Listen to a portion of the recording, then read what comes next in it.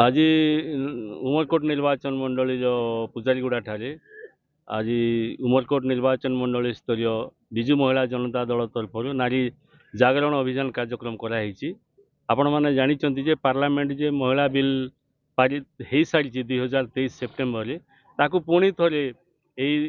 Double engine सरकार पुणी थे निर्वाचन समय महिला बिल को पास कले एवं ता सहित डिलिमिटेशन सहित महिला बिल को से सामिल करी बाहर प्रचार कले से जानते पाखे मेजोरिटी ना हेले भी पार्लियामेंट रे ताको आनिक बिल को उपस्थापन कले एवं बाहर प्रचार कले जे विजु जनता दल या विरोध कला। विजु जनता दल तो गोटे पार्लियामेंट रे आमर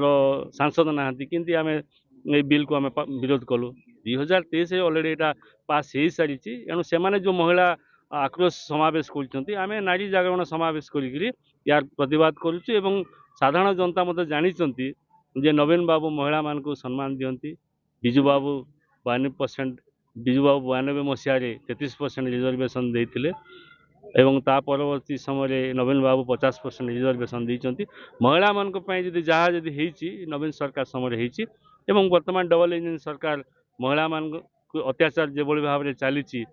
जो भाव में दुष्कर्म होची राज्य में आपण मैंने देखुंत तार प्रतिवाद रे आज आज नारी अधिकार अभियान कार्यक्रम कराई साधारण जनता ये सामिल होती महिला माने तो बहुत समर्थन कर महिला माने ही जिते चाषी मैंने ही जिते युवक मैंने ही जिते सरकार को एवं एवं से मैंने जानी सारे पछताउछन सरकार आसला निश्चित भाव में आगामी दिन में विजु जनता दलर सरपंच समिति वार्ड मेंबर जिला परिषद हवा सहित म्युनिसिपालिटी एवं नगर निगम रे निश्चित भाव में विजु जनता दल भल फलाफल कर ना ओडिशा माटी रे आज नारी समाज अवहेलित लांछित शोषित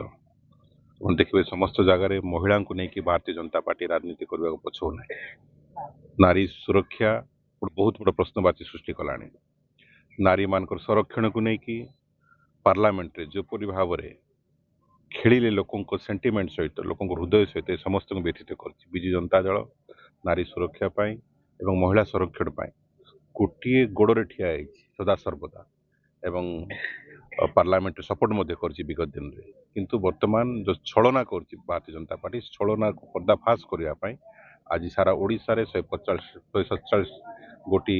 विधानसभा नारी सचेतन सभा चलती नारी अधिकार अभियान चली आम सचेतन कराऊँ जे महिला मान सहित भारतीय जनता पार्टी व्यवहार कौन एवं से किपरि भाव में आसंता निर्वाचन उचित जवाब देवे से संबंध में आम सभा गुड़ी करुँ शह शह संख्यार माँ मैंने भौणी मैंने से सभा योगदान कर आज बुर्जा ठारू पूजारीगुड़ा आमर महिला अधिकार अभियान आम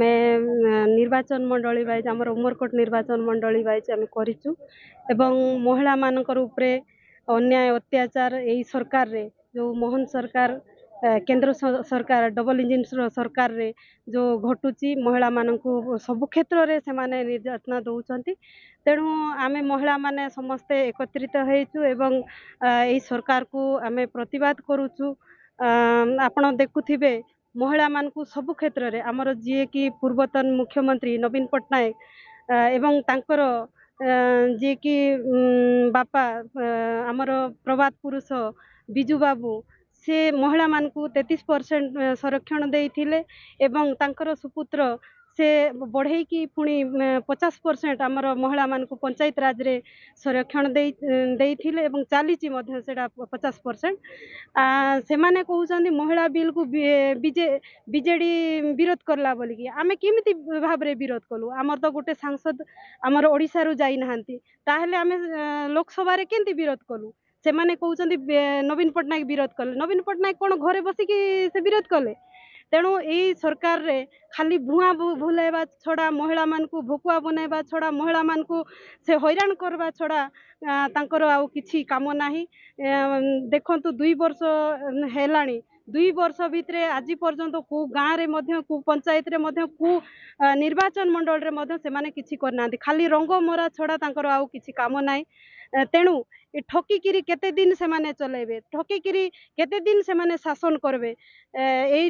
ଠକୁଆ ସରକାର ଏଇ ଫନ୍ଦି ସରକାର ମିଛୁଆ ସରକାର ମହିଳା ବିରୋଧୀ ସରକାରଙ୍କୁ ଆମେ ବିରୋଧ କରୁଛୁ ଏବଂ ସେଇ ବିରୋଧ ପ୍ରତିବାଦରେ ଆଜି ଆମେ ମହିଳାମାନେ ସମସ୍ତେ ଏକତ୍ରିତ ହୋଇ